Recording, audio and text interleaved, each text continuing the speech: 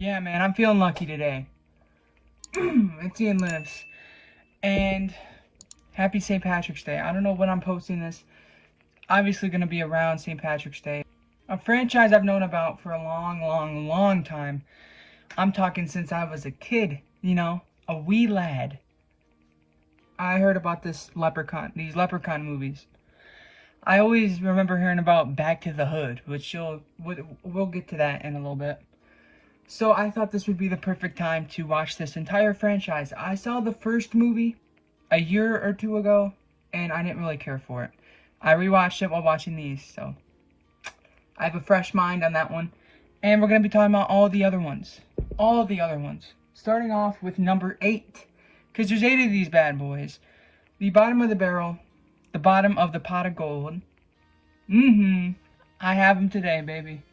Leprechaun Origins is the bottom.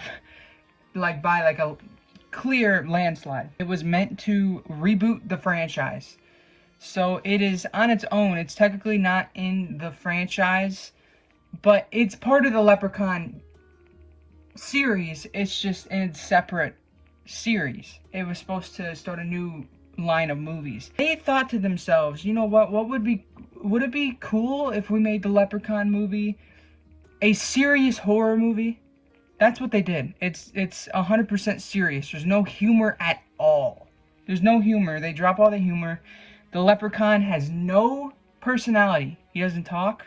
He doesn't look like a leprechaun. He looks like Pumpkinhead. So these group of characters, they go out. They're on this trip in Ireland. So they go out to this cabin, and they get attacked by this weird creature that apparently is a leprechaun. Doesn't look like a leprechaun. It doesn't feel like a leprechaun. It feels like a skinwalker or some shit. It feels like a weird creature. It's not a leprechaun. So immediately, it's getting trashed for that. For me. Because I go into a Leprechaun movie for a damn leprechaun. The acting isn't great. The plot's a mess. Like the basic stuff. It's straight to video trash. Like most of these are.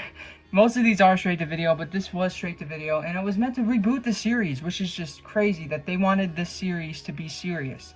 And have a leprechaun that can't talk. It defeats the whole purpose of the franchise, and I don't get the point of it. Number 7 is going to be Leprechaun 4 in space. I wanted to enjoy this. Watching 1, 2, and 3, and you'll find out in a little bit, but having fun with those, even if I didn't care for them, I still had fun with them. I was like, okay, he's going to be in space. This is going to be a lot of fun.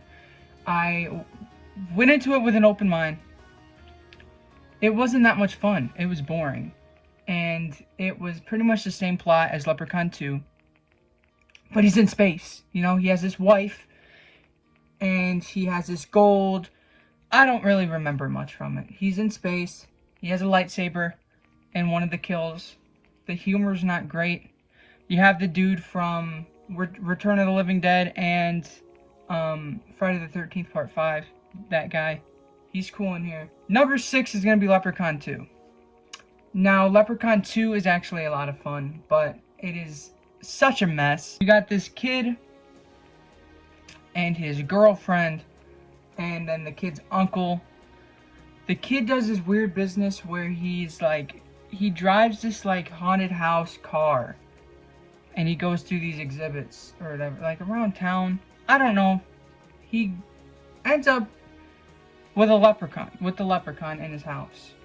He just starts killing people and everything. That's pretty much it. And he's after the gold. And I don't remember. I don't remember, really. Well, I know the uncle was easily the best part of the movie. Besides the leprechaun played by Warwick Davis. Obviously, I mean, that's just a given. But other than him, the uncle was a great character. And he has the best kill of the movie. His stomach turns into a pot of gold. And it is weird and gross. But it is fun. Them running around town of New York looking for this leprechaun. It's fun. For sure. And the whole thing is that the leprechaun took the girlfriend to try to make her his wife. It's like a whole Mario type thing, kinda. And is again the same plot as 4, pretty much. Number 5 is going to be Leprechaun in the Hood. He's finally in the hood, man. This is part 5. Yeah, again, boring. It's not funny, really. It's not like super engaging and entertaining. The plot is that you have these three friends that want to start a hip hop group in Compton. So they go to this record dealer who's played by Ice-T. Ice-T declines him and says that he's not going to do business with him. So later that night, they go and rob his mansion. And they steal his stuff. One of the stuff they steal is this necklace off a Leprechaun statue. Which, if you watch the franchise, you all know what that means. The Leprechaun comes to life. So not only do you have Ice-T wanting to kill these kids, but you also have a Leprechaun wanting their gold. This little gold flute. It's, again, not extremely interesting. They don't focus enough on the horror. And Leprechaun's not even really in it that much. It's Ice-T and these three rappers that are in a majority of the movie. Which isn't, like... It's fine. But, again, I kind of wish they focused more on the horror elements. It's more of, like, an underdog story with these hip-hop people. Like, it's more of that than anything, really. I was hoping for a lot more. Before I walked into this movie, I told myself, I said, if he doesn't smoke weed, I'm not watching another Leprechaun movie. He smoked weed. He smoked weed, okay? And he smokes weed even more when he goes back to the hood. Number 4 is going to be the one that started it all, Leprechaun 1. Now, I'm not huge on this one. When I first watched it, I wasn't huge. I didn't really like it. I watched it again, and I thought I liked it a little bit more. Now, Jennifer Aniston, I'm not a huge fan of her. Never have been. This is one of her first movies, and she claims that it ruined her career. She barely even had a career. I don't understand what she means by ruined her career. I don't know.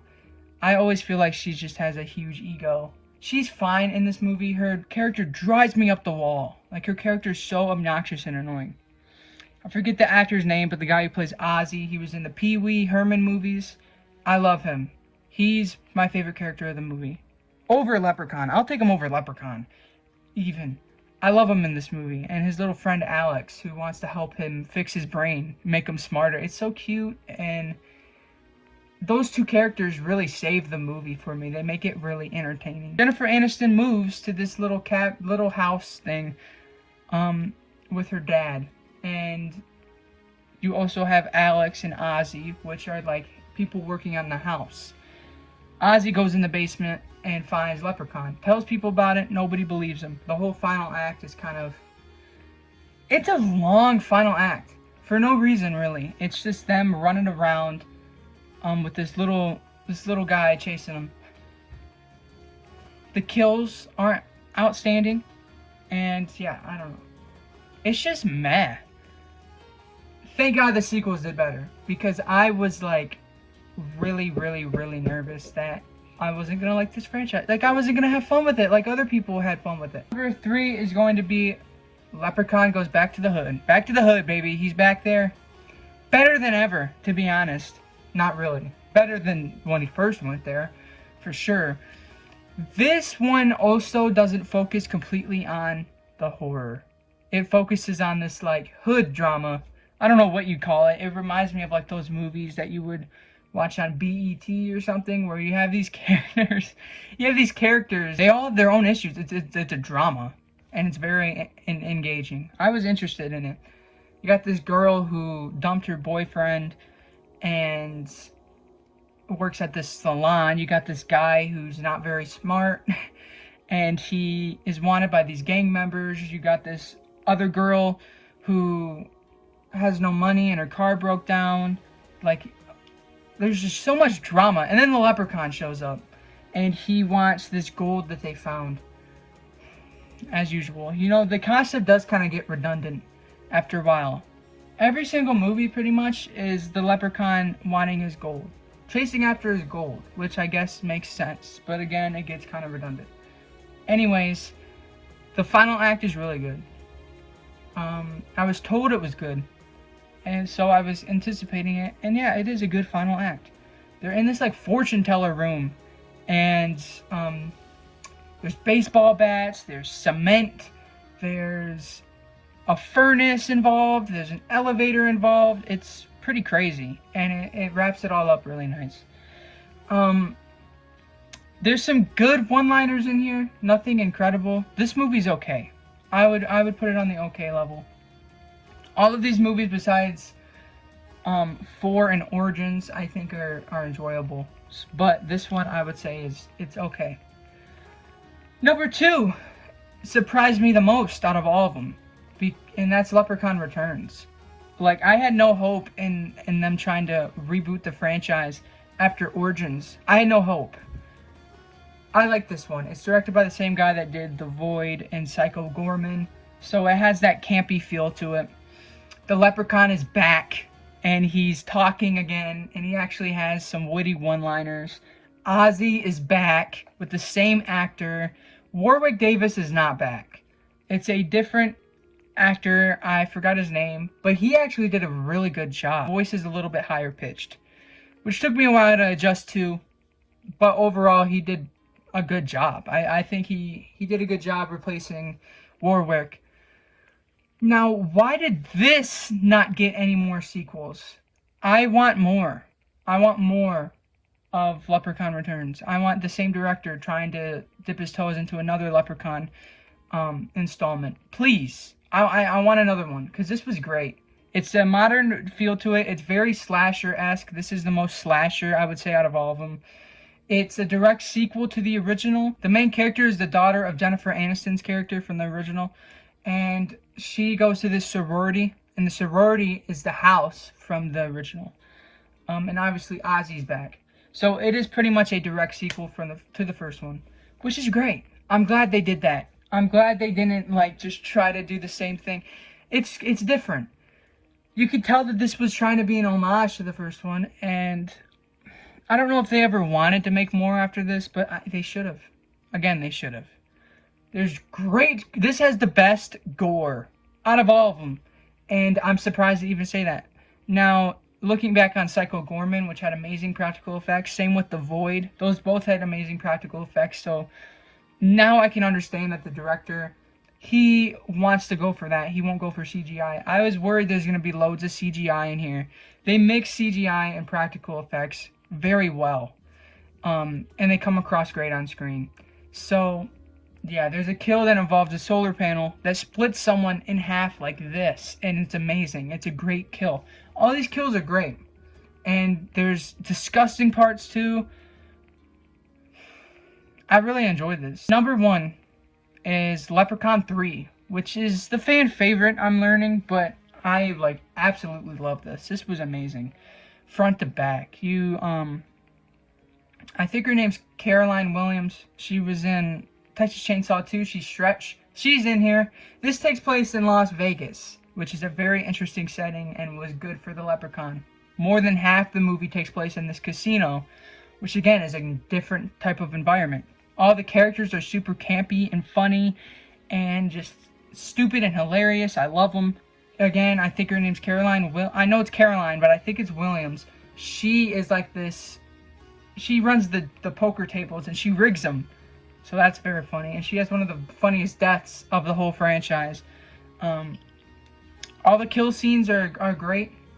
The whole element of the coin and wishing, that was the new part of this movie. They didn't really dabble into that again after this one, but basically if you had the coin you could wish for anything you wanted, and that was really fun. That was a fun thing for them to add. The 2 leads are great. You got this guy and this girl, and this guy slowly turns into a werewolf leprechaun, which was very interesting and again was a good addition. This one was very unique. It tried something new.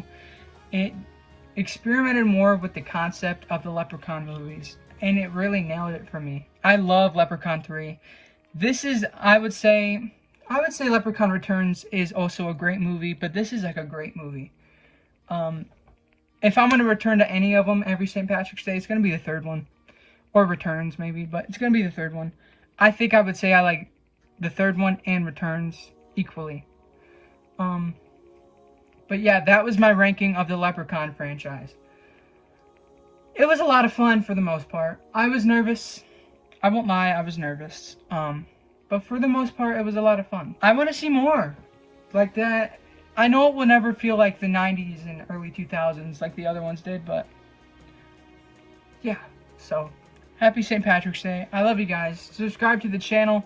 Follow my Instagram at IanLives_. And follow my Letterboxd at wehateian. I love you guys, man. Thanks for all the support. I think 500 subscribers. That's just insane. I love you guys. Peace.